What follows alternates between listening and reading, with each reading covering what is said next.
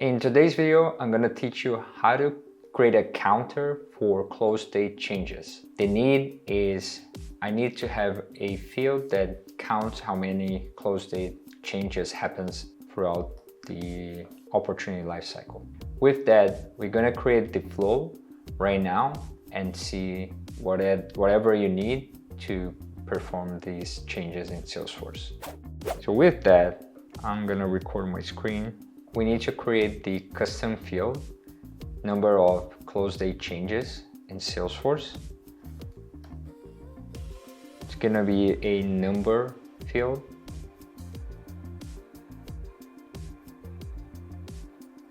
So creating a number field called number of close date changes.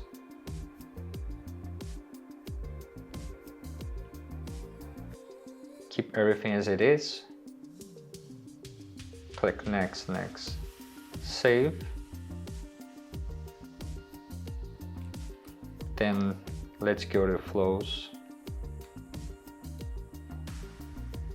and create a record trigger flow. So the record trigger flow is gonna operate at the opportunity level when a record is created or updated. Actually, when it's updated, because we need to know when it changes. You're gonna run a formula where the record close date is different from the prior record close date. Or you can use a condition, so close date is changed through, and optimize for fast field updates. Let's already save it.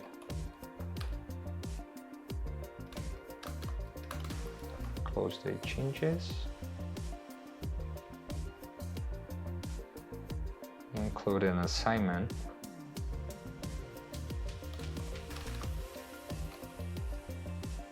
where we're gonna tell the flow to actually, record number of close date changes to be equal to a formula. So formula close date change. The formula needs to be a number because the field is a number, and what needs to be done is every time it runs, it adds a 1 into that field. So what we're gonna do is we go to the record prior, we get that number of close date changes and include a 1. It's just as simple as that. When that's done, hit save and activate. When we go back to any opportunity, oh yes, don't forget to include that into the page layout or page edit.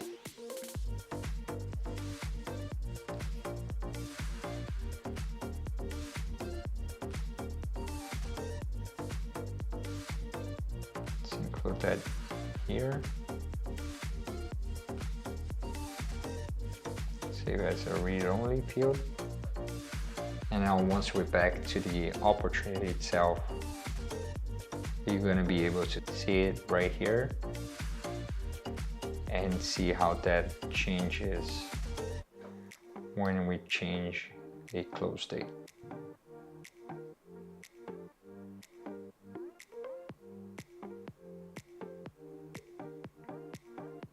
It didn't work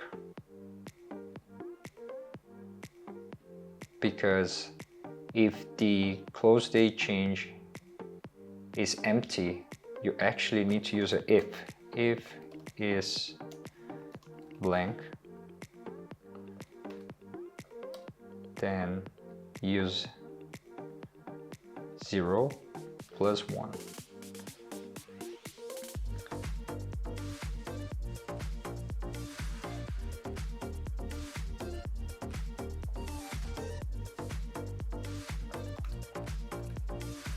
So if it's blank, use 1. Otherwise, you can use prior close date change plus 1. Let's save that again. Activate. Refresh the page.